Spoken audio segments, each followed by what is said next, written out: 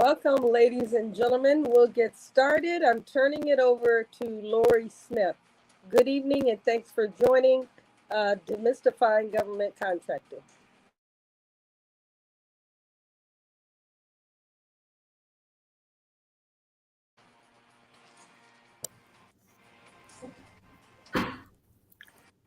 Good evening, everyone. Can everyone hear me?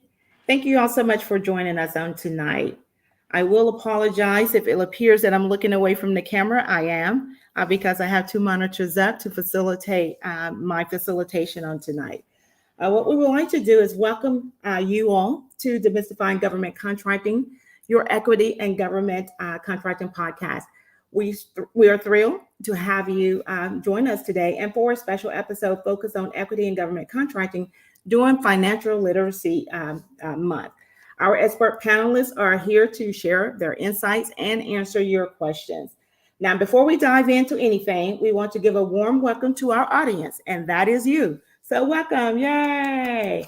Thank you all for attending and engaging with us on today. And we want you to feel like a part of this conversation and encourage you to participate in the chat and ask questions to our panelists. Now, your input is valued and appreciated. Now, what we want to do is, want you to take an opportunity, and we want you to invite any of your friends, some of your vendors, any of your community, in the industry, anyone that you know of that should be here with you on this evening. Please take an opportunity and go and invite them today. We want you also, at the end of tonight's episode, as we do with all episodes, we want you to share your takeaways. We want to just spread the wealth. We want to get it out to all of the community because sometimes people are not able to attend. But if you could share a good nugget as to what you were able to take away and what you found value in what we do, what it does is it encourage participation and it grows our community. And we are here about growing our community. And then we also want you to know that if you have any comments and if you have any questions to ask, I'm throwing my disclaimer out there now. I have told these people I am no one's tech queen. So you all are going to give me all the grace there is in the world on this evening to help me. I'm also visually challenged, as well. Not ashamed about that. I need y'all not making excuses. I just need you to know what you're working with. And so if you have some questions and if there are any comments, put them in the chat box. We are monitoring them and we will try to answer them and respond to them at the appropriate time. So later on, we will have a space, we will have a pause to facilitate you all being able to ask questions, but please share your comments, share your questions. And we really want to hear from anyone that is new and first time ever joining us. If you can let us know that, put some of your little comments in the little chat box, let us know where you're signing on from. Let us know, if this is your first time, please share that information with us because we want to make you welcome. So today's episode, as always, is all about us providing, and sharing information to help you just demystify what we call the government contracting playground. We have every week we get here and we share our knowledge freely. We are not paid to do this here. Everybody is volunteer their time. And so we appreciate the service that the panel members and our guests have actually decided and made a decision to come and impart with others. And so, but again, what we do when we come here is what we try to do is provide you a 360 degree view of government contracting and discussing how we can create more equity in that contracting space. We also don't just merely focus on government contracting. As you all are aware, we answer and address issues as it relates to being a business consultant and coaching as well, because that's what some of our panel members do. And we also share information about grants as well. And so, and speaking of our panel members, we, on a weekly basis, have a host of experts that come in here and to provide and give to you all on a weekly basis. We have Miss Linda Gray. She's the DCL. She's the mentor. She's the SBA score, and she's an SBA score and nonprofit mentor. And we also encourage you to any of our panel members, anyone here in the room that you see, please go and connect with them out there on LinkedIn. And just so, because you just never know when they could provide you some type of help and support. You have myself. I am Lori Smith. I am a former government contracting officer. We have Chanel Glover. She served as the advisor. She's a former SBA advisor. We have Coach Sean Austin. He is the coach. He's a business coach. And he's here to make sure that you are bank ready as well. We have Coach Travis Davis. He is the doctor. He's a 8A small business owner. And we have Lisa Anderson. She's a CPA, and she's helping you grow beyond the plateau. And Stephanie Johnson, who is also a CPA and a CEO as well. If you all will give a huge round of applause and shout out for our illustrious panels. Thank you so much. Now, tonight, again, we want you to feel comfortable and engaged throughout this episode. We encourage you to lean in and listen. We also want you to, as you're listening, again, if there are things that come that you don't understand, if you have questions, please write them down and put them in the chat, and we will get to them this evening. And our hope is to address any question that come in, but we want to give an opportunity. We don't want to provide you any information that leave you wondering. So if we say something and you have a question, please, by all means, put it in the chat so that we can respond to it accordingly. And we don't want you to hesitate to use this chat. If you all want to talk about me and this unnatural part on my hair, go ahead. I'm good with that. I'm of age. It's not too much that's going to change some things in my life right longer now. I am content in my station in life, and trust me, my life is wonderful. But yeah, we're here for that. So go ahead. Let's just have fun. And chat with one another. You may come across a name that you haven't seen in years. And sometimes that's what happens when we come here to LinkedIn. We find old friends. So use it as an opportunity to connect with others as well. So again, if you see anyone out here, please connect, please join in, and please let's just have community. So I think I've done all of my intros and being nice and saying all of those wonderful things about you. So can we talk about the girl of the hour? Yes, ladies. Yes, ladies and gentlemen. We have a treat for you tonight. If you will allow me to, ladies and gentlemen, it is my pleasure to introduce Lisa Anderson. She's a certified public accountant, and CPAs, as you all know, need to be our friend as small business owners. And she's a strategic business advisor with a passion for helping companies break through their growth plateaus. With extensive experience in finance, accounting, and operation management, Lisa is a trusted virtual CEO for government contractors, consultants, and professional services firms. She understands the unique challenge faced by businesses in these industries, as a proven track record of has a proven track record of helping them increase profitability, optimize their operations, and achieve sustainable growth. So without further ado, please join me in welcoming Lisa Anderson, who will share her insights and expertise on how to take your business to the next level. Thank you so much, ladies and gentlemen. It's Lisa, you have the floor. Awesome. Thank you, Lori, for that wonderful introduction. And thank you, Michelle. I know you're not here this evening, but I appreciate you. This platform that you have put together is second to none. Honestly, you are presenting some necessary information that will help companies scale to the next level and get their footing and establish great foundation in the federal government contracting community. Tonight, we're going to talk about don't be foolish with your finances. So I'm going to follow on that by saying happy post-tax day. And let's not be foolish with our finances. We're going to talk about that as it relates to scaling your business, as well as it relates to demystifying government contracting. Over the last couple of weeks, the experts and panelists have tackled quite a few topics that I think are related to what we're going to talk about this evening. First of all, they talked about obtaining socioeconomic certifications as a component of advancing to the next level in federal, state, and local and commercial contracting. They also talked about becoming bankable, which is absolutely necessary. And then finally, they talked about obtaining working capital, which is critical in your business. It does not matter what level of business you're in, working capital is absolutely necessary. And so what I want to do again tonight is talk about not being foolish with your finances. We want to make certain that you are not just only growing your top line, but you are growing your bottom line, and you are also building equity and cash flow in your business. Ultimately, what we want to be able to do as a small business owner is self-finance. We want to bring in enough revenue and enough profit and maintain that within the business through equity so that the cash can flow. We don't have to, we have access to capital, but we don't necessarily have to borrow it. I've been able to do that through my business for several years.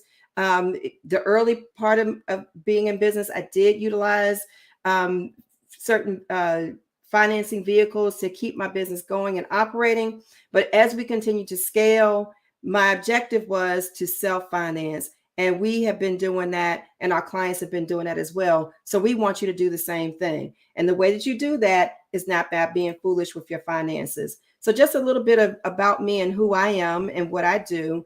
As Lori said, I am Lisa Anderson, Strategic Business Advisor and Virtual CFO. My company is Anavo Transformation Solutions. I have been in business as an entrepreneur, business owner for 26 years. And what you've done, I've done. I've been certified as an 8A certified organization. We primarily serve and served commercial entities. Our main objective is to help small businesses scale and be successful in and around the federal government contracting community. That has been our focus. That the things that we've done as it relates to managing money allowed us to parlay our services over into providing services to the federal government directly as well. So we've done things like contract closeout, we've done grants management, we've done vendor proposal pricing evaluation. If it had a financial component to it, we've done it. But today we really do focus in on just serving the small business community and helping you grow and scale. And I saw somebody out there say, I thought their tagline said Greek. So I just want to say, welcome, my brother, to the show this evening. I've been in federal government contracting for 30 years. And a lot of things I want to talk about tonight, I not only have exercised them, I have also helped taught my clients how to be successful in these capacities. And I've also taught them in various platforms through George Mason University, through PTAC, as well as being a counselor through, to the small business community. So I know small business pretty well. So what I want to do is I want to share with you what I want to talk to you about tonight. I've also written about in my book, this called Beyond the Plateau, 5 Simple Steps to Scale Your Way to $1 Million Business. And in the book, I talk about how companies that we work with from launch all the way up to 30 million, how they've used a lot of the concepts that I want to talk about tonight to build success, to build that bottom line, to maintain profitability, and to build equity and cash flow in their business so that they are being, they are continuing to be self-financed. So I want to talk just real briefly about what it means to scale. And if the controls behind the scenes, if you can show my screen, because I really want everybody to see this component, because this slide is extremely important. So when we think about scaling, many people think it's just a straight line. We're going from one point A to point 1,000, and it's just going to be immediate. It's going to be a straight line. We're not going to hit any bumps and bruises. As long as we have a strategy, we're going to get there. But the reality is that you are going to grow in phases. Certainly there are companies who grow overnight. Certainly there are companies who go from launch to legacy, from zero to multiple millions, 8 figures, 9 figures in annual revenue. But those businesses tend to not stay around for very long, right? If you're building a sustainable business, one that is going to be in business for the duration. Like me, I've been in business for 26 years. If that is your objective, where you're building something by design and you're being intentional about your business, you're going to go through phases. So I'm going to ask you, so these are the 6 phases that we know small businesses go through as they're growing their business from launch to legacy. So I ask you to take a look at this schematic and determine today, where are you in your business? Be honest with yourself. Determine what level are you currently standing in, and what is your next level. The key to growing to the next level is to know where you are and what is necessary to get to the next level. So just take a look. Most of what we do, again, we work with companies from launch to legacy. For us, that means from $0 to $30 million in annual revenues. We have worked with larger companies, but our objective is, again, to help small businesses grow. And our key objective is to help them get from lifestyle to leverage so that they're building their way to latitude and legacy. So again, take a look at the chart. Be honest with yourself. Where are you now and where are you going next? Okay, so that's what it means to scale. So have you ever felt like this? Have you ever felt like it is impossible to gain access to funding for a business your size? Have you ever felt like that? I think all of us have probably felt that way. Have you ever felt that it's impossible to get out of the weeds of day to day and focus on growth? Well, that's what it means to go from launch to legacy, to go from lifestyle to leverage. You want to put yourself in a position where you're getting out of the weeds. Do you feel like it's impossible to afford the resources needed to grow? Do you feel like it's impossible to get out of the cycle of lowering your prices to win? In other words, taking a mad dash to the bottom line, cutting your prices just to beat the competition. And do you find yourself in that never-ending cycle? And do you find it impossible to scale your business? You're not alone. Here are some small business statistics that I want to share with you. First of all, according to the Small Business Administration, there are 34 million small businesses in the United States today and growing. That number continues to increase. 99% of all small businesses represent 99% of all businesses. So when you talk about getting your foot in the door and establishing socioeconomic certifications, competing in the small business arena, pursuing small business set-asides, the reason why the government procures so much of its budget as it relates to small business set-asides is because we hold the key. We hold the key to success, to the economy, to the economics here in the United States. Small businesses employ 1/2 of all employees nationwide. I'll say it again. Small businesses employ 1/2 of all employees nationwide, and they add 12.9 million jobs, have added 12.9 million jobs in the last 25 years. That's phenomenal. But here's the other side of small business, and this is the part that we want to help you advance through. Number one, 80% of small businesses have no employees. So the vast majority of small businesses are solopreneurs. 50% of them are home-based. That number is larger now because of the pandemic. A lot of companies have come home to do business. But the other startling statistic is only 7% of small businesses earn $1 million or more in revenue. Our objective as it relates to demystifying government contracting and providing you with this useful information is to help you get over the hump and entered into the 7% club. That's the objective. Okay. All right. So here's what I want you to know. I'm an accountant. I'm a CPA. I serve as a CFO for small businesses.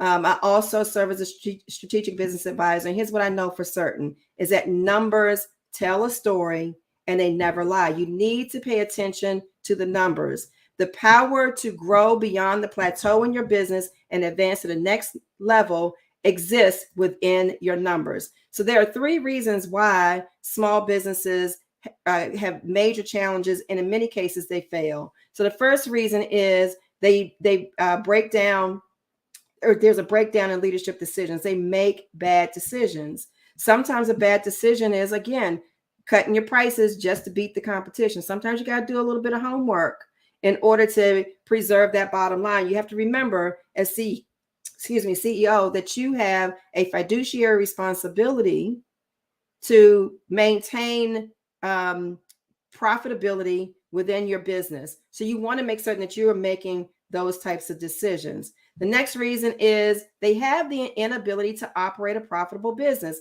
That goes back to the breakdown in leadership decisions. You want to make certain that you are generating proven revenue streams so that you can be successful. The next reason is because of those things, they run out of cash, right? We talked about the fact that you want to build your top line, you want to build your bottom line, you want to build equity so that you can have positive cash flowing on a regular basis. So at the end of the day, the underlying reason why companies struggle, small businesses struggle, is because they're being foolish with their finances. So we're going to conquer that today. In general, when we take a look at what the SBA says about small businesses and their key challenges and issues, is number one, we already know this, gaining access to capital. Number two, making certain that they have workforce capacity. They have the ability to hire. They have access to the resources to hire, and they have the ability to hire those resources to get the job done.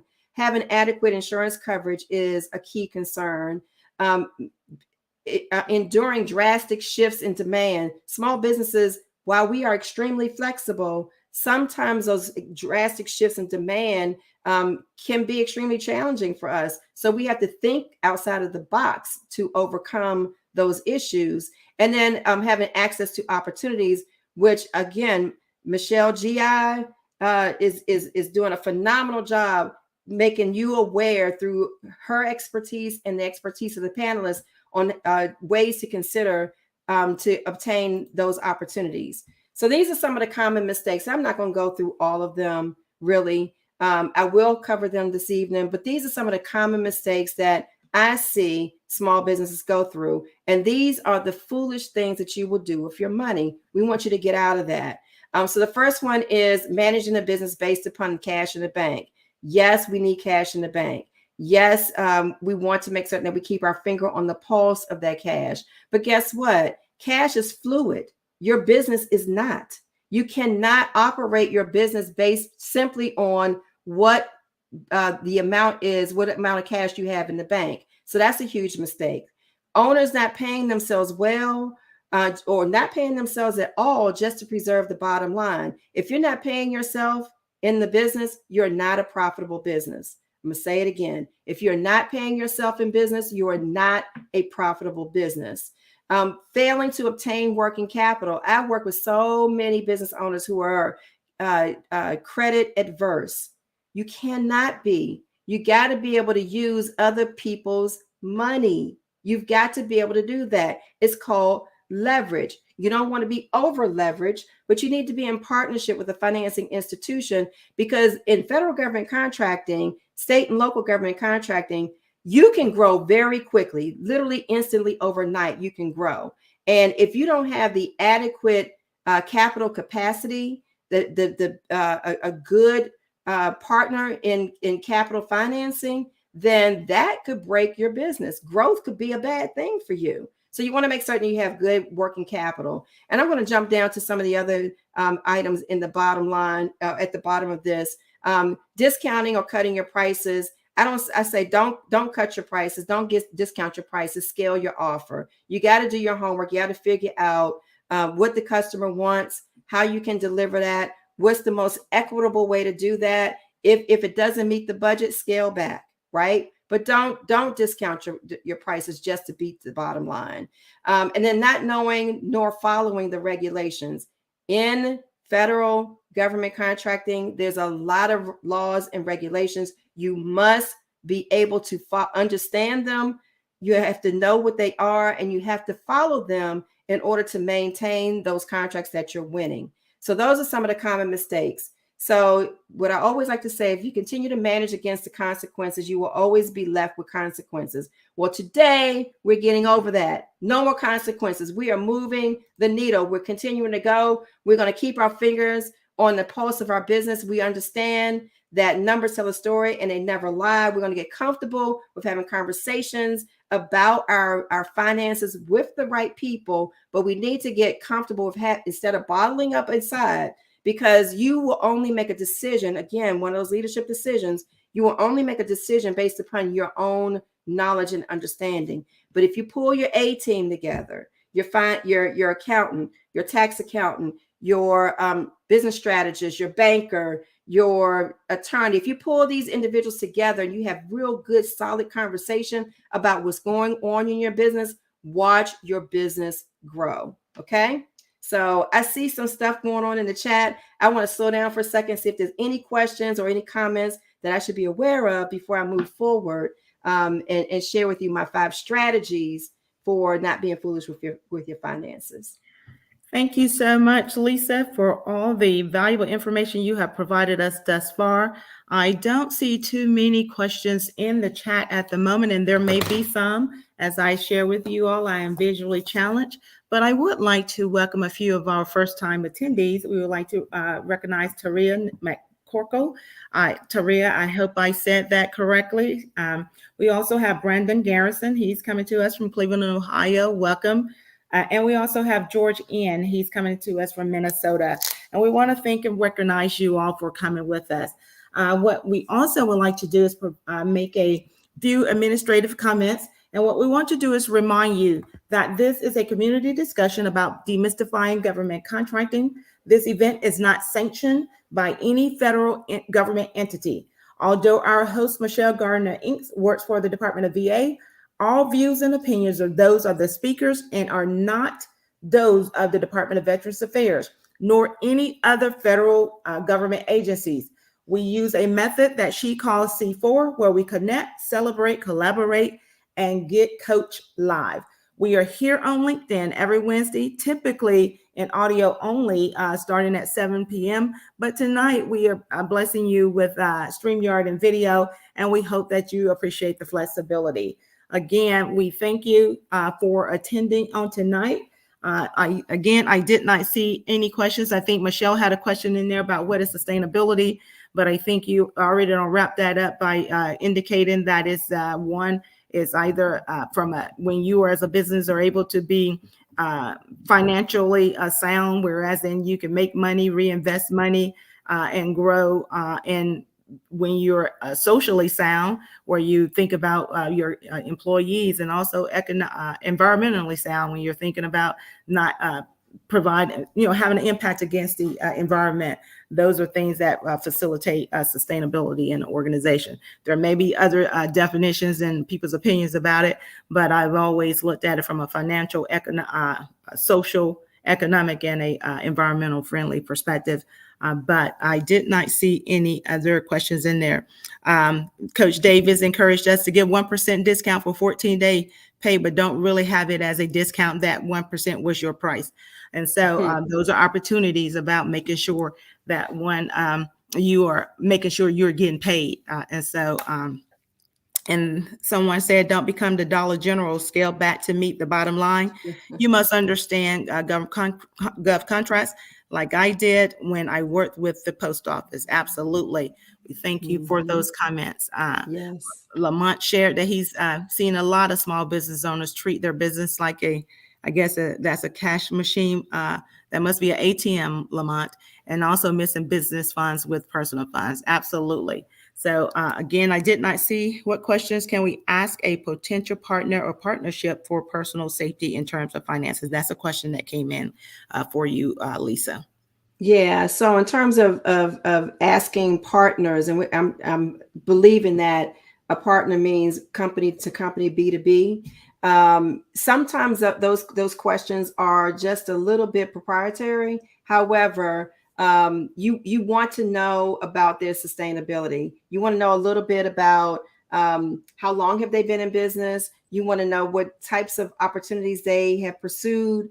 They may or may not share with you their profitability. They may or may not share with you. Most will share with you their revenue objectives. But if you are a prime contractor, you want to know, do they have the capacity to perform? So you can ask them about their financing objectives. but a lot of times that they may or may not share with you the net profitability of an organization. However, through conversation, you can pick up some clues to determine whether or not someone is in it for the long term. And I'm also going to say that your reputation precedes you. So if a company has had some issues financially with performing in one capacity, they probably have done it someplace else, and the reputation precedes them. So keep your ears to the ground, ask around. Again, your reputation will follow you. So, and Lisa, also, if I may add, if you don't mind, yeah, also absolutely. when you're looking to establish partnerships with anyone, one, there's going to be an agreement. You're going to determine to who's doing what and to what level and what degree. And so as you're negotiating that agreement, if you during the course of that see that even what they're able to offer or what they're willing to offer, you still will know to what degree you want to recognize those people as a partner. So when we use terminology, we're talking a partner, a partnership, a partner, and or a partnership actually are two really totally different things, in my opinion, because I can have a partner, whereas if I want to go in with someone, they're each carrying their own weight, and bring them on with something, or we partner together to leverage our services.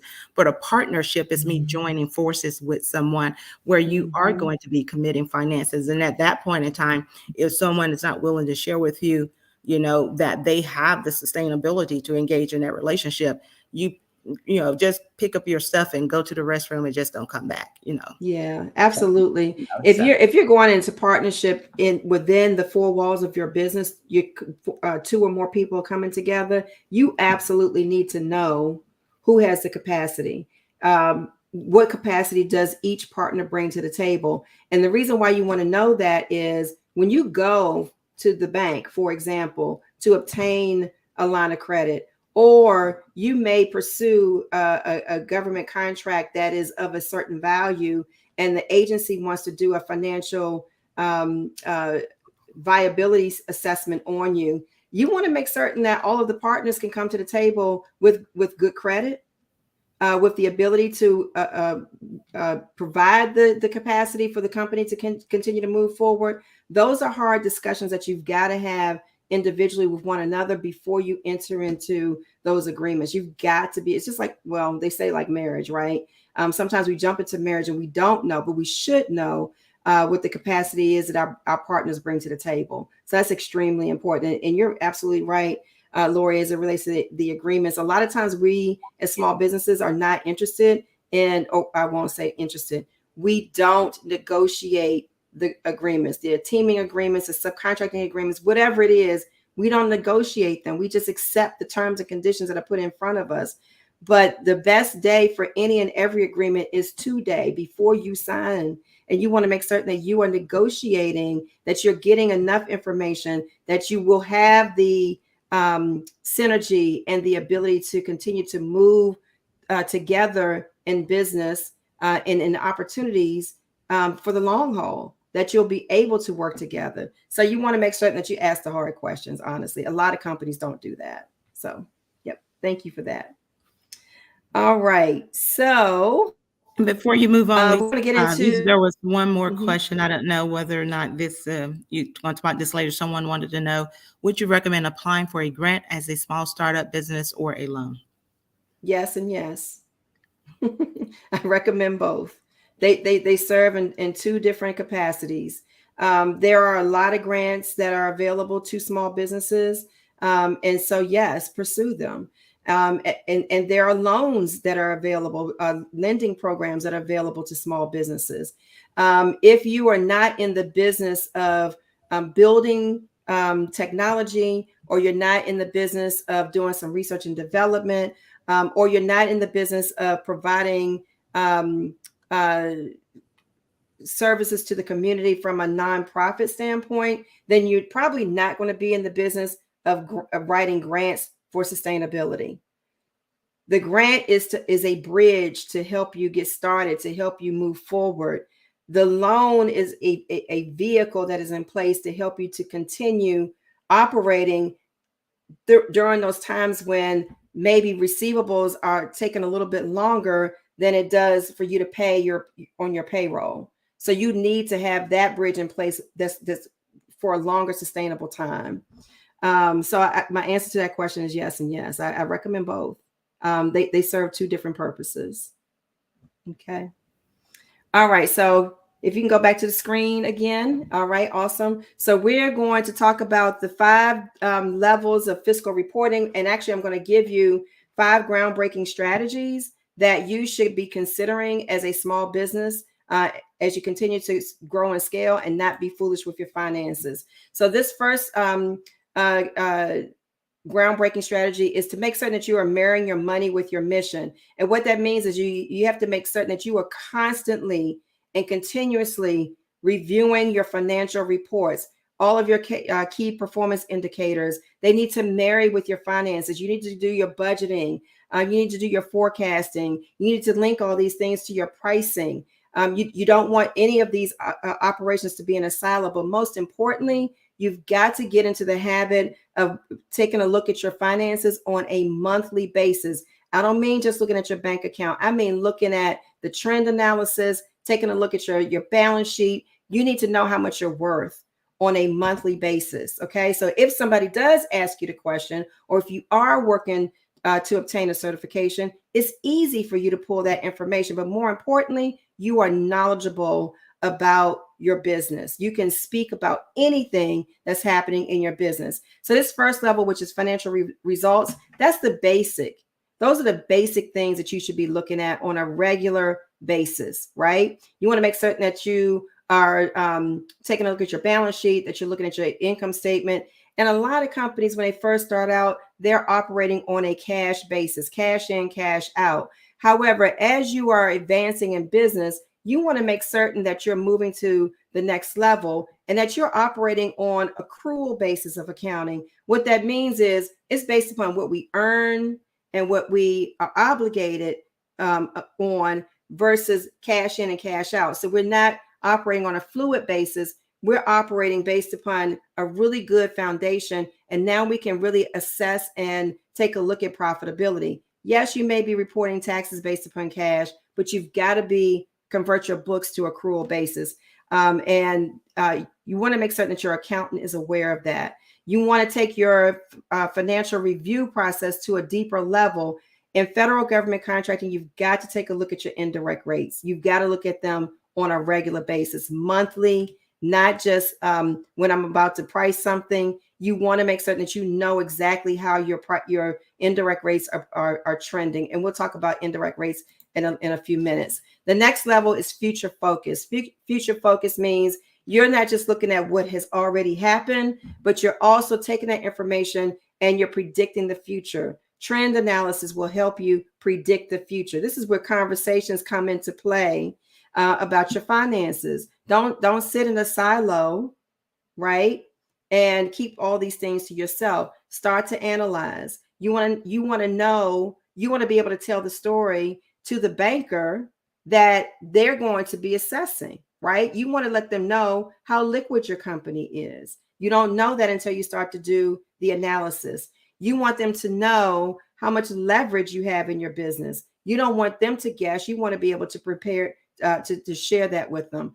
But most importantly, you want to make certain that you are doing your budgeting and you're assessing that budget on a quarterly basis. Okay, a lot of people are budget adverse, but your budget really is something that should help drive the future, that should help link to your strategy for growth. Okay, the next level is to link your financials to your performance. This is where the key performance indicators come in. How well is your team leveraged?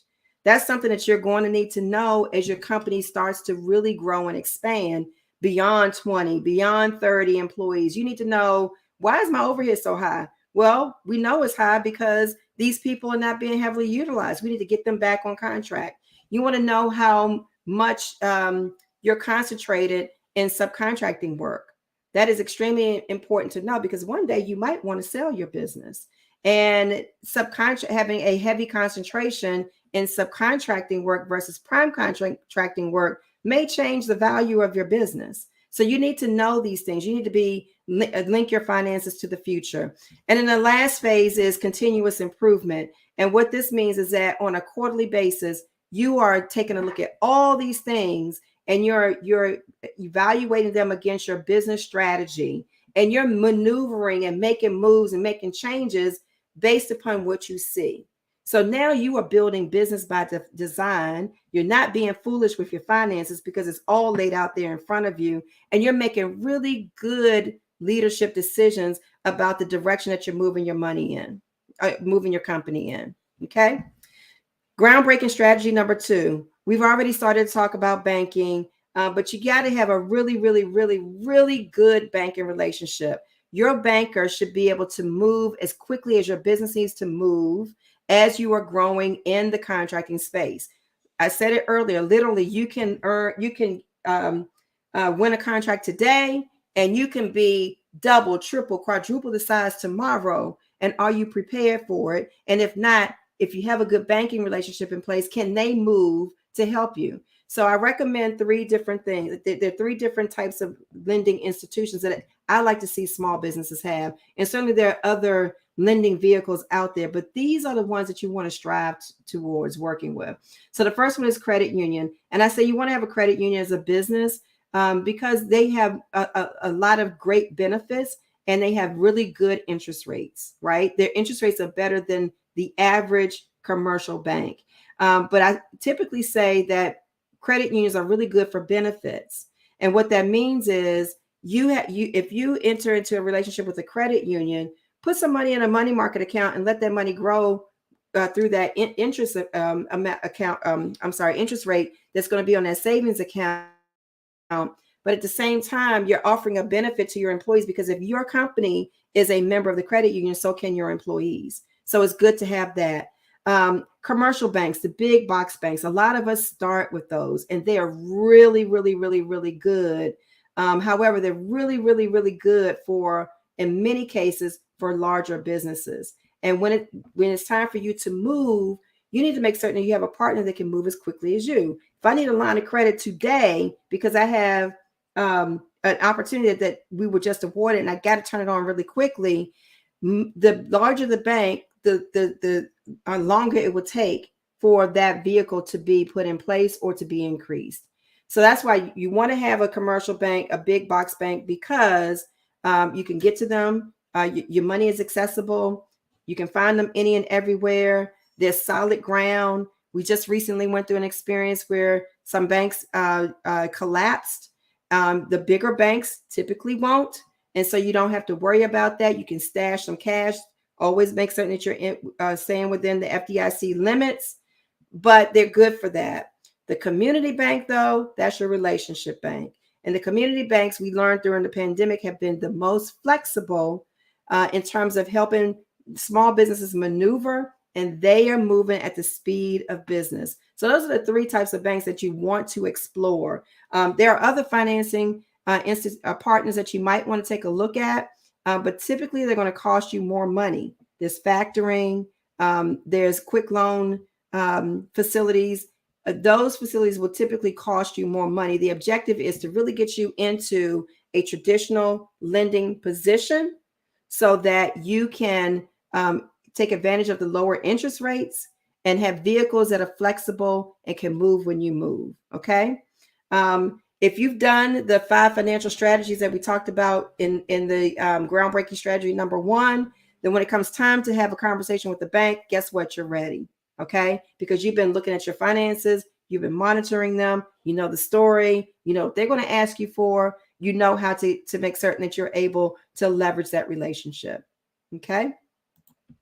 Strategy number 3 is all about pricing. It's all about pricing. And I'm going to go through the last 2 strategies, and then I'm going to open this up so that we can all have some really good, robust conversation and have some of our other panelists and experts come in and talk about these things. But I want to tell you that pricing is an inside job. Your pricing should begin from the inside of your organization, and then it should move its way out. Most companies begin from the outside and force the outside's objectives into their company. And 9 times out of 10, it doesn't work. That is where we do the race to the bottom line. Why? Because we went outside of the organization. We want to take a look at how our competitors were pricing things. We wanted to beat them. So we took a nosedive to the bottom line. And we always say it always happens. We wanted to get our foot in the door. So we cut our price to beat the competition. Okay, great. Well, unless you have a strategy that's going to help you build pricing in a better way so that you can obtain other contracts within that agency and become a little bit more profitable, what I have seen most companies do is they just continue to cut the price. So don't start there. Start from the inside out. And so what does that mean? You have to think about what price means to your company. Number one, if you price it right, it means greater profitability. That's what we're going for. If you price it right, certainly it means that we're going to increase our revenue.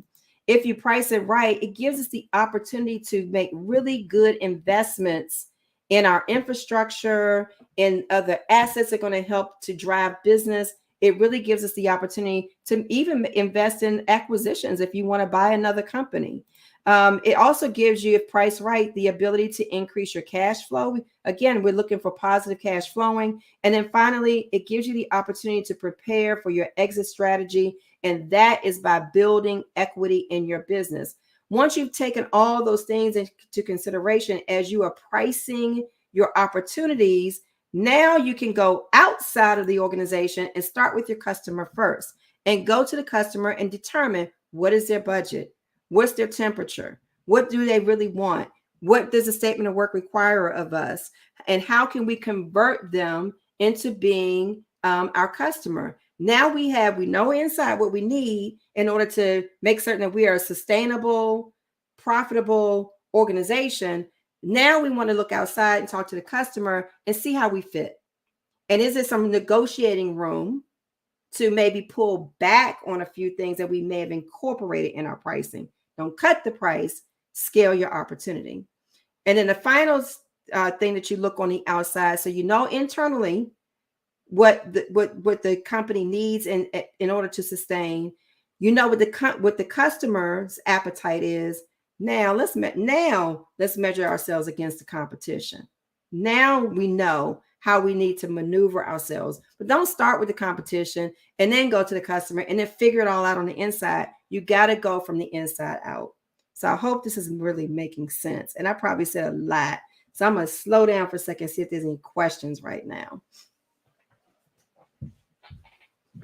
Start from the highest level of value so that you can circle back and help people who live in countries with almost no infrastructure. Yeah, absolutely. Isn't that why you're in business? Really, at the end of the day, to be profitable so that you can help the community. Absolutely. All right. So no questions. Let's go on to the next phase of this strategy number 4, which is to follow the 4-step formula of building effective pricing. And this is where you've got to know the regulations. And I'm looking forward to having this conversation in a second with Lori. But number 1, you've got to be familiar with the FAR, the Federal Acquisition Regulations. What does it say about cost accounting principles? You got to become familiar as a business with FAR Part 31. Why? Because it gives you the roadmap, the guidance. It tells you exactly how you need to, what is considered to be allowable from a government perspective, what is considered to be unallowable, how these things need to be segregated in your accounting system, how things need to be structured. The FAR gives you all of that guidance, okay? And all of that guidance ends up in your pricing and the offer that you're making to the federal government. The next is to assess the compliance. And this is where, again, you determine allowability. Not everything that you incur as a business is going to be allowable. I'll give you a really good example. One of the things that a lot of companies will do, especially during tax time, is they'll go out and buy a car. They'll buy a car in the name of the business. So my first question is, does the business need the car? Is that helping you with your profitability and your equity and the cash flow? The value in the business, is that helping you with that? The answer to those questions is yes, and okay, go do it. But the government's not going to pay for luxury vehicles. So there is a limit on how much you can incur as an expense for that type of purchase within your business. The only way you know that is to be familiar with the cost allowability components of the FAR. Okay, so you have to assess compliance. The next one is to assign the cost. In federal government contracting, there's a methodology for pricing. You have to build pricing based upon what it costs you to deliver, how much benefits you're offering to your employees, the overhead that you incur to oversee those contracts and opportunities, and then the general and administrative expenses to keep the business operational that are allowable. So it doesn't mean that you just arbitrarily take those things and pile it on top. No, you have to follow the cost classifications and establish a methodology on how to add these components to your contracts and your pricing. So you've got to be familiar with the FAR principles there. The next is to apply profit. So now we've taken into consideration everything in our business. Now we can apply some profit. Well, guess what? In federal government contracting, you can't gouge the customer, because at the end of the day, you are harming the taxpayer. So you want to make certain that you are putting a good, reasonable, and equitable profit on top of your cost. And guess what? That amount may be negotiable. It may be negotiable with your customer.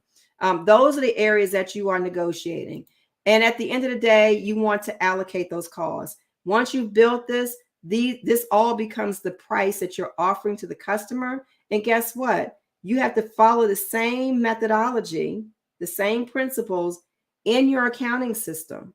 You have to build this in your accounting system and monitor it on a regular basis.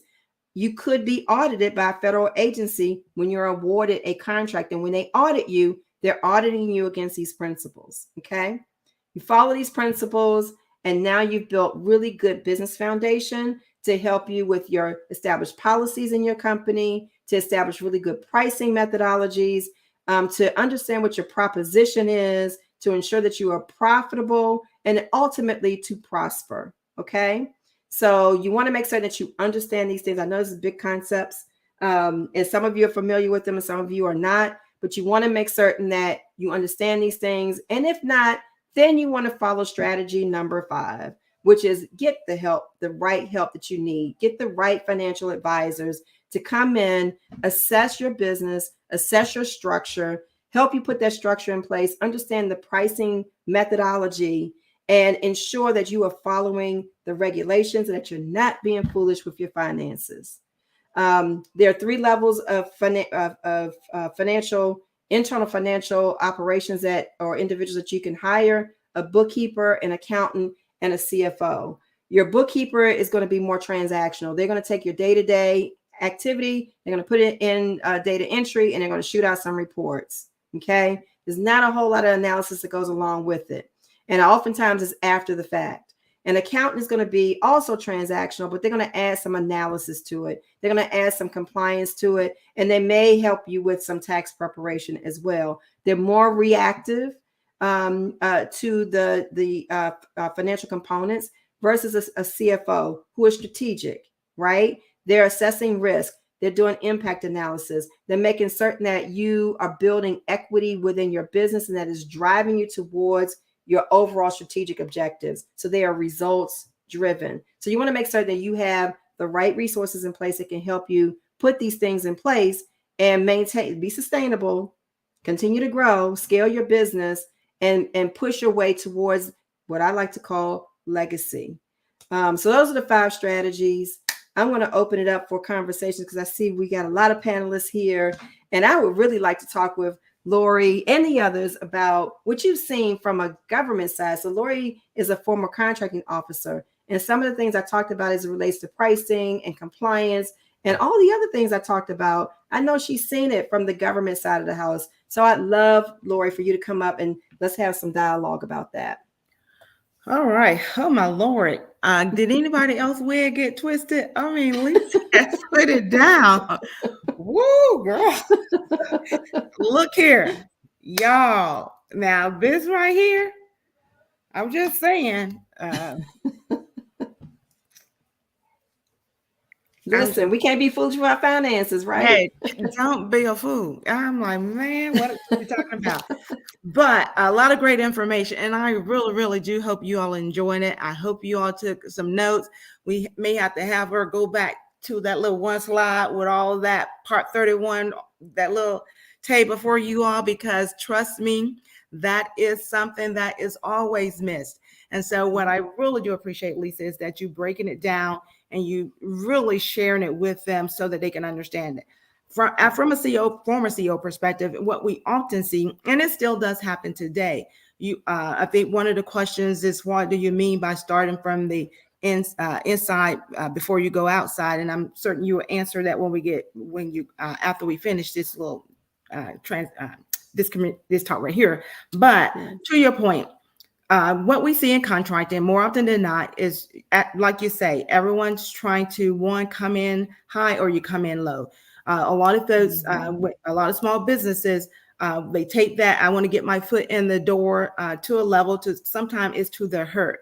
So typically what ends up happening is that we can recognize readily that someone do not understand the regulation and have not even taken any effort to, review Part 41 or any other type of regulation, and or even had any kind of consultation with an accountant or anyone else to assist them with their pricing.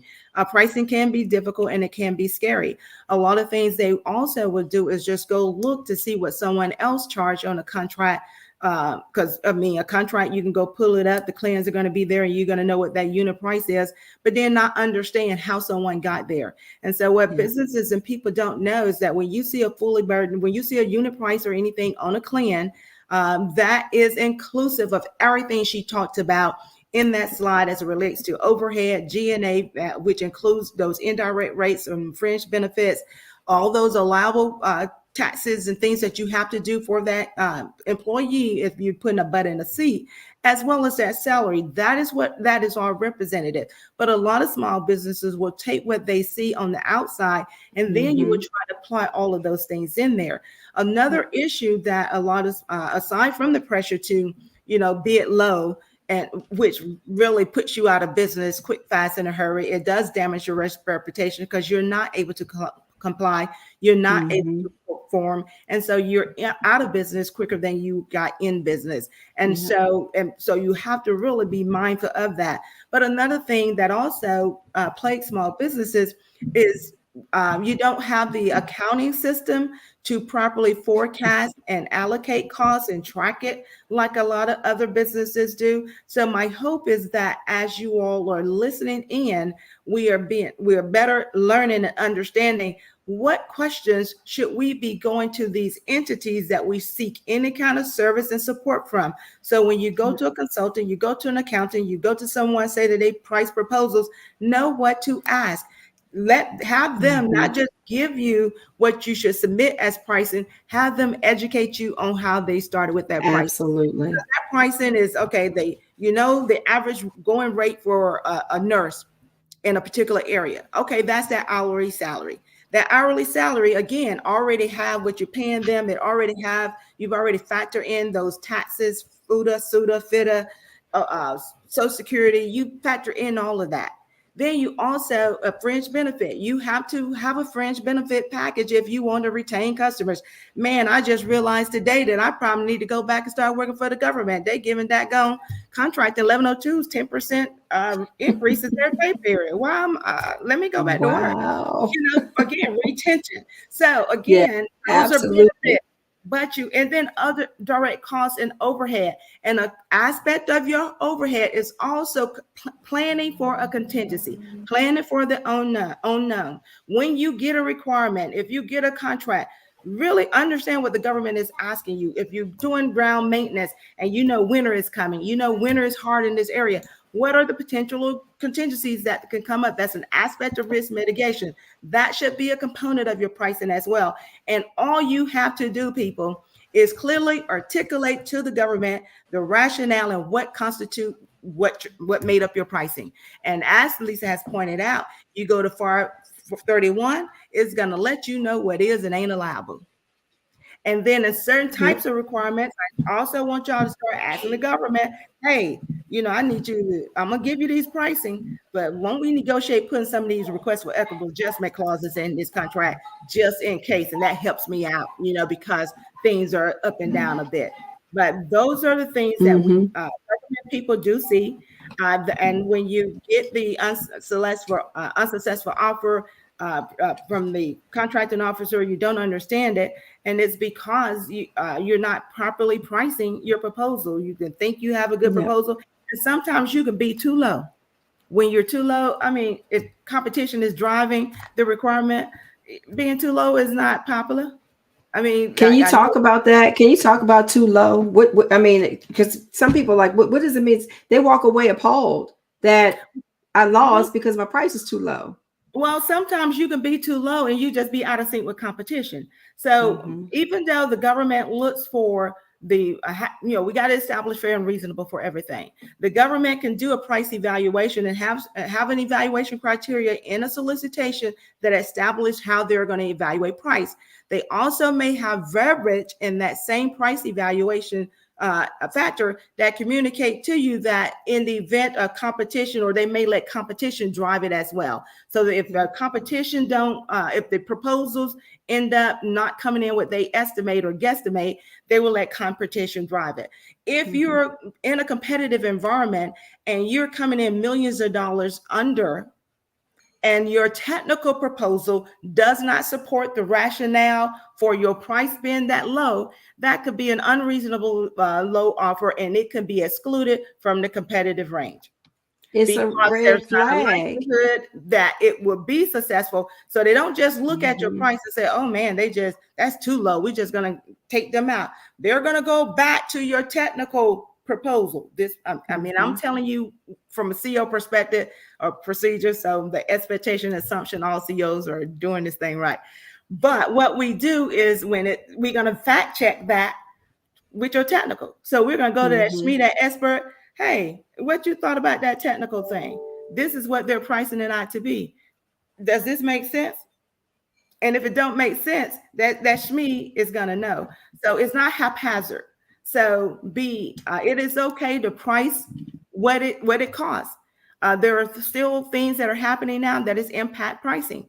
Long as you can establish why something is the rate that it is, and there's a reasonable explanation for it, hey, the government understand and they know, and they should know because they should have done adequate market research.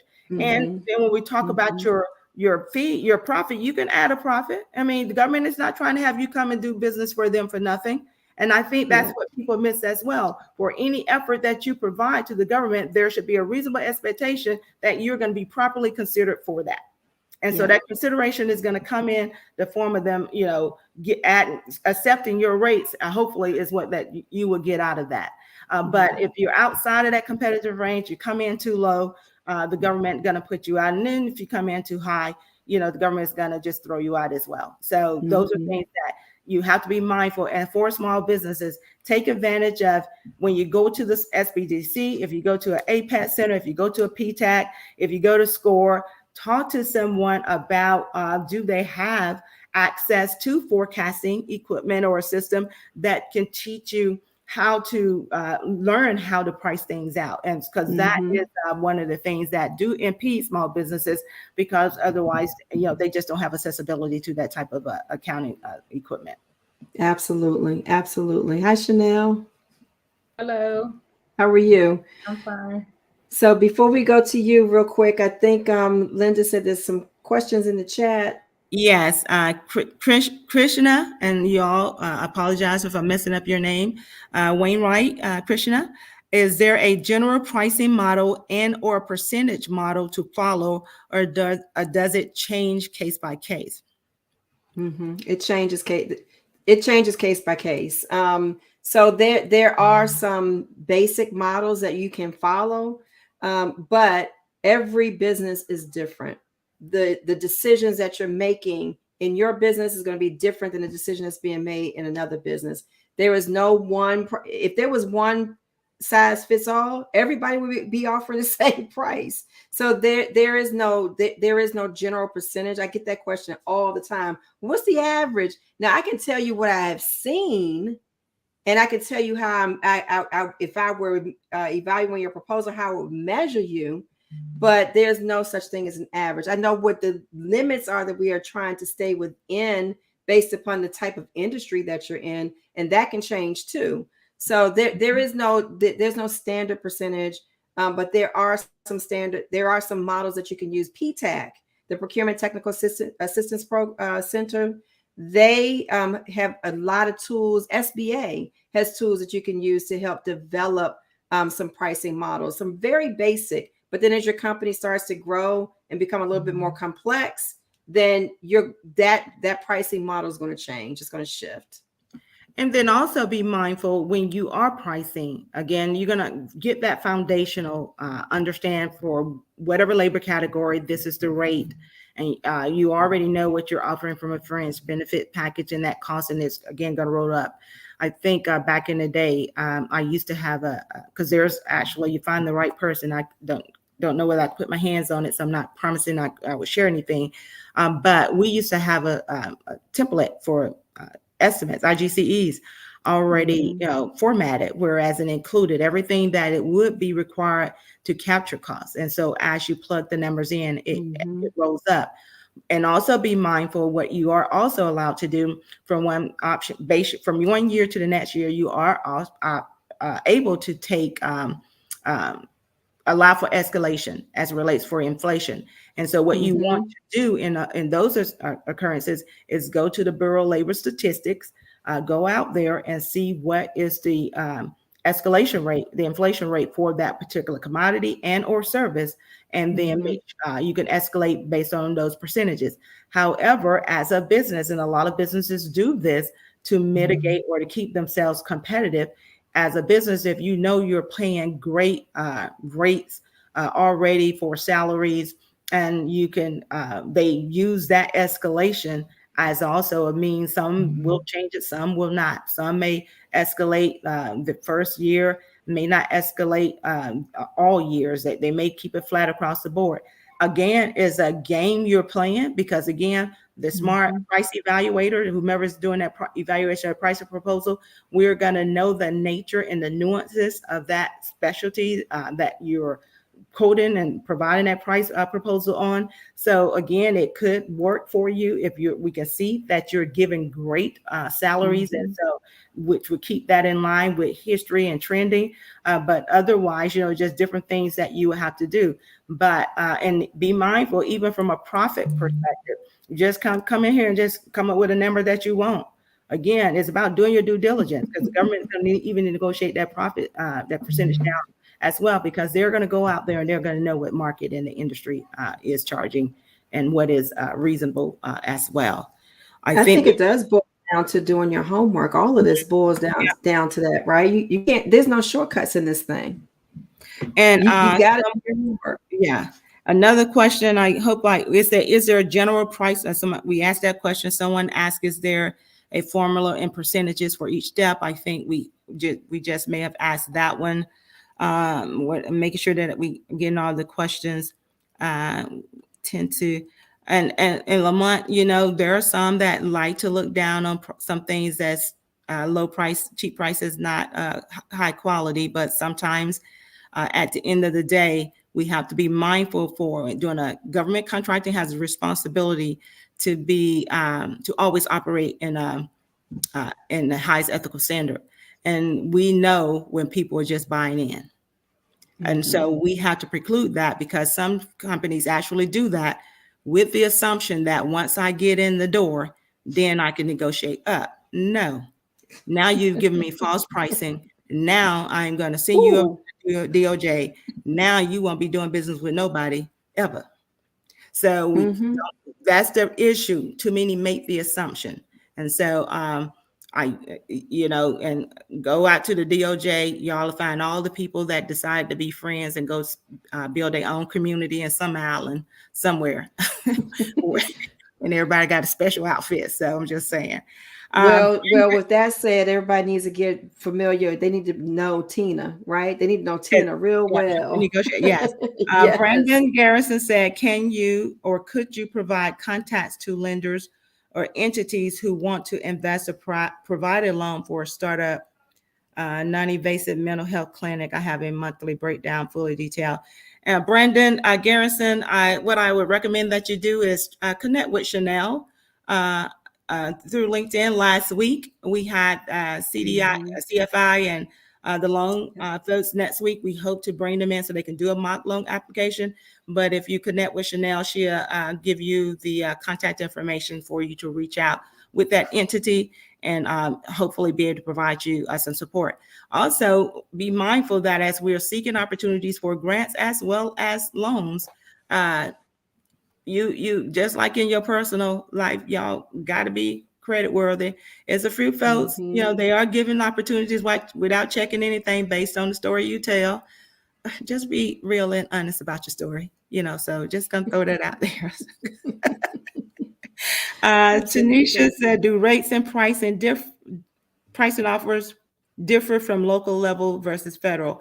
Actually, yes, because from a federal perspective, some federal regulations drive what will be required for you to operate on a contract with the federal government. So it used to be called the Service Contract Act. I think it's the Services Labor Standard. It doesn't change, but it's still the same thing. And FAR Clause, Part 37, it'll talk to you all things services so that you will know. And even with constructions, anything under constructions, there's a act that established, used to be called the Davis-Bacon, established the wages that you were mandated and required to offer contractors on those types of contracts. So, and then for any service contract, anything subject to the wage determination, the Department of Labor has already established what those rates, salaries as a minimal have to be for anyone that works for the federal government. So you can always go to the Department of Labor, download the wage determination schedules for any for your specific location. Now, that could be a great starting place for you to start gauging and learning how to do pricing. Absolutely. Because that's the salary as to what you're going to pay someone. And then now I just need to add my other costs on top of that. And then GSA has some pricing that they've captured that you can go out there and you can gauge as well. But the Department of Labor, for anything that is subject to the wage determination, everything is not professional careers, like the doctors and those types, and some nurses are, some are not. So you have to check to see what is subject to the wage determination per your respective state. See that we get all the questions. Chanel, did you want to join in? No, it's great to Oh, yeah, sure. It's fine. So what are some of the things that you see from your end as it relates to not being foolish with your finances? So I know you gave a really big, it was really great last week, the information that you provided. So I'll give it from, my recommendations are coming from different perspectives. I've been a financial analyst, contracts officer, rep, a core, and an auditor within government. So these are some of the things that I see. I would say not many businesses, they submit reports or they'll have their audited financials, and then they don't have supporting documents to validate the figures that were submitted. So from an audit perspective, whenever you're submitting any financial report, the government can come back and they have like retention requirements where you have to keep records, supporting documents. So I would say to familiarize yourself with the documents that are required, because if they come back for a receipt and you say, well, I only have my general ledger, then that's not sufficient documentation. So just becoming familiar with what the requirements are for retaining records and your financial management requirements for your grant or contract, to review your contract in full, your terms and conditions, to find out what are the financial management requirements, because some people get the agreement, sign it, and don't see all the other clauses that they need to go and review that are flow downs into your agreement, and if internal controls are in there, that's another thing. There are certain internal controls and system requirements that you must have within your business to do government business. So you need to go and find out that. That leads to not having qualified staff, which is another consistent thing. Just because someone has credentials and may have commercial experience, it does not mean they have the knowledge of the government regulations, requirements. They may have their CPA or JD, but if they don't understand the FAR, the circulars, or the uniform guidance, then that's not helpful to you. So you need to make sure you have qualified staff. I would say the other thing are the Absolutely. systems. Many companies do not invest in proper systems, and you'll see with some of your agreements, it says you have to have a certain system standards. So you need to make sure that your system that's capturing your financial management and your the management of your contracts or grants meets those requirements, because the government comes out sometimes. I know that because I've been an auditor, did site visits, a compliance oversight advisor for agencies. And when the government comes, they can interview even your internal corporate staff. It's just not limited to the people that are on the contract or grant. So be prepared and make sure you have, whatever you say, whatever work you say you did, make sure you have documentation to validate that. Okay, Chanel, if I can interject here, we do have a few other questions in here. There was a question from Georgiana. She asked, what is the government doing to compensate for inflation? Again, Georgiana, what you want to do, predicated upon the type of requirement that they are soliciting for, you want to look to see what clauses are included in the contract, because what the government should have in the clause in the contract, certain types of clauses, are those clauses that facilitates requests for equitable adjustment. So if there's an unstable market, if the requirement, what they're asking for is unique, they're going to accommodate that for, with those type of clauses. But then also be mindful that inflation will already have driven pricing. So the government is mindful of what is occurring in the community and the environment and throughout. So they already know pricing is at a premium. So that won't be a surprise to them. And so again, through competition, everyone will come in with an inflated rate, not because they're purposely doing it this time. It's because that is what that's what's been driven by the economy. And so they're mindful to that. But other than and that's the only way you can be otherwise appropriately compensated in a contractual environment as relates to inflation. It looks as though someone else asked the question, how important are credentials and experience when evaluating government contracts?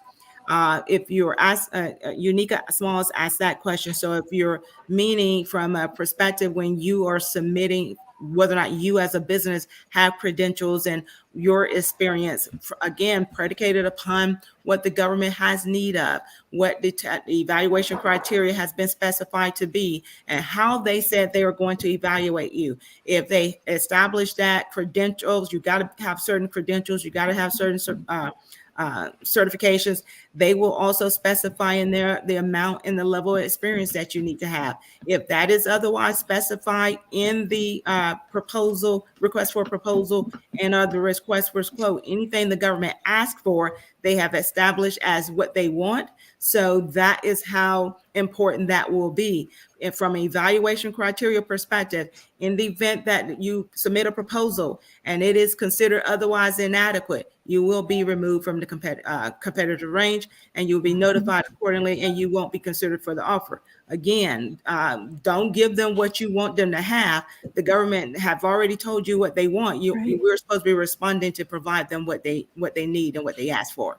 And so what you want to do is always make sure you are submitting your absolute best to the federal government, predicated upon what they want. And if you can go a little bit above and give them a extra little, sprinkle of chocolate chips or peanuts on their little ice cream, so be it. But again, make sure that price is fair and reasonable. If it don't cost you no more to add this right here, because that's a aspect of how great and how excellent you are, great. But give them what they ask for, not what you want them to have. Good points. So we have 7 minutes left. Do anyone have any other questions? Please ask your questions. Felicia Sanders said, I know it is great to get the contracts? Is there a formula or template to make sure the contracts are reported accurately? Milestone METs, end of year reports out. I may not be using the correct language. Felicia, I'm gonna try to guesstimate this is what you're asking. It's great to get contracts. Is there a formula template? So what I'm assuming that you're asking, although from once you get a contract, it is great to get a contract. What you want to do is part of that contract, also a part of that request for proposal, they should have, and they may have asked you, well, they're going to tell you how they're going to evaluate you. They're going to also tell you how they're going to assess you during the performance of the requirement. So there should be somewhere in that that solicitation, they're going to have what they either identify as a performance requirement summary and or a quality assurance surveillance plan. Typically, although the QASP is not required so much to be a part of the solicitation, they at least put that little table in there. So they're going to tell you, one, these are the things that are the most important to us, and this is how we're going to assess you. And then they're also going to communicate to you to what degree they're going to do the assessment, how they're going to be determining whether or not you're meeting compliance, and then what will happen, the consequence in the event you do not comply. So what you want to do as a contractor, as a small business, what all of you want to do is take that information. That becomes what you utilize to start establishing your quality control plan, because that requirement eventually is going to require you to provide them a quality control plan within 30 days after you get the award. And they're going to ask for that because what they want to know is what are you going to do in order to perform based on what we've identified, and how are you going to comply?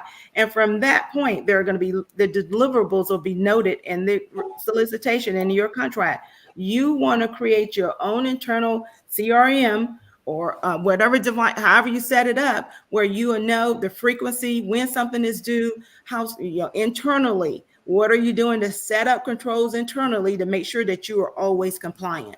And so if there are a lot of tools that are readily available to do that are not cost prohibitive, that will allow you to set those up. But it starts just taking what the government has and then building your expanded that template and adding what you will do to meet that and or monitor that to that. So I hope that answered your question. Lori, can I add to the? Okay. Go ahead, Chanel. Yes. So well, go ahead, Lisa. You got it. Lisa, go since she's the host. No. Oh, so I help companies with that, and in compliance issues, I help industry sometimes with that. Make sure you document all your accomplishments in as great as detail as possible, because there's not a problem until there is one. So you can submit a high level report to the government, but on your end, you need to quantify and have like as much detail as possible about the success, any issues that are going on with your contract, because you're going to need that, for one, to report out, but in the event something happens, you'll need as much documentation as possible of your performance internally. Okay, before you go, Lisa, I was going to say that. Okay. Now I was going to throw this last question out for the panel for someone to ask. They asked, very informative. Thank you. What do you recommend for those of us who are brand new to the contracting world so that we are successful while shortening the learning curve? Well, Chavez, start with strategy number 5. Well, Chavez, if I recall correctly, y'all, is an Air Force veteran. So I'm coming for you. Ooh, we ain't shortening no learning curve. Come on now. I'm just joking. But what did you tell them to do, Lisa? To start with where? Start with strategy number 5, which is surround yourself with the right resources. Exactly. You are, as CEO, period. It doesn't matter whether you're in government contracting or any other industry. Your job is to be resourceful. Your job is not to know everything. And so you got to get comfortable. If you're scaling, right, you're going from launch to legacy, you want to put yourself in a position where you're surrounding yourself with the right resources. That is how you shorten the learning curve. So any one of us on the panel, any of the other panelists that join us every week, there are other resources out there. You've got to surround yourself with really good resources that understand the industry. Chanel made that point earlier. There are a lot of accountants out there. And you can go to any accountant to do debits and credits. However, not every accountant understands the nuances of contracting. And an accountant that doesn't can get you in trouble. So you want to make certain that the resources that you bring on board understand the industry, they understand the regulations. And again, they're going to teach you. They're not just going to put stuff in place. They're going to converse with you. They're going to share the information about why is this important? How can you use it? How to negotiate? They're going to share that information with you. So that's my recommendation. And hey, and so thank you all. We have ran over time again, but we really do appreciate you all. We do hope you all got some great information and some good nuggets from what was shared with us tonight. Again, please give Lisa a massive round of applause. I mean, she did a phenomenal job. Again, some great information. So timely, is extremely timely. And so we really do appreciate you. Again, thank you all for joining. Please make sure that if there's anyone on the panel that you would like to stay connected to, please do so. For all of you that are getting started in the government place or space, please take advantage of your PTACs or your scores, or your APEX centers, and or also just educating yourself. There's a lot of YouTube videos out there. What people cannot do is stretch the truth about FAR 101. That's general information people just regurgitating, and so take advantage of that. But you got to research. There's someone can lead you to the well. However, you only know how thirsty you are or how full you are after you drink. So invest in yourself, and some of that may be some sweat equity, including just learn what it is that you need to know. And then when you get ready and you are prepared, reach out to the right kind of experts. And then too, although we come here on Wednesday nights, everyone on these panels are in business. Please respect them for those, respect the fact that they are, and just again, do for them as you would do for anyone else. And I will leave that as that. We thank you for joining us again. Just a foot stomp. These are our opinions. We are not here representing nobody in federal government. We're sharing with you our learned and experience. These are things that we learned, we experienced through our own interactions. And we really do appreciate you all. Do not forget to go share and just let everyone else who didn't join or had difficulty and didn't show up, just go out there on LinkedIn and just tell them, yep, you missed another great one. Because y'all made me mad last week. I wasn't able to join, and all I heard, oh man, I was like, really? I said, man, I hate when I miss something good. So I am glad to have been here with you on tonight, Lisa. Thank you so much. Thank you. And this is Miss Lisa Anderson. She is a CPA. She's with she's a strategic biz advisor and a virtual CFO.